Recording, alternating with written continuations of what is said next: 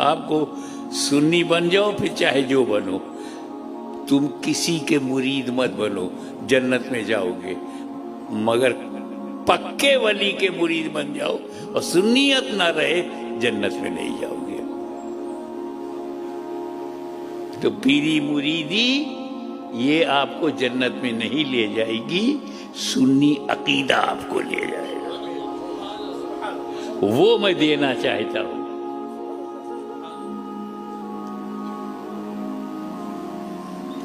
سنی ہے تو غوث اعظم کا بھی مدد ملے گی، سنی ہے تو غریب نواز کی بھی مدد ملے گی، مخدوم اشرف کی بھی ملے گی، اعلیٰ حضرت بھی مدد کریں گے۔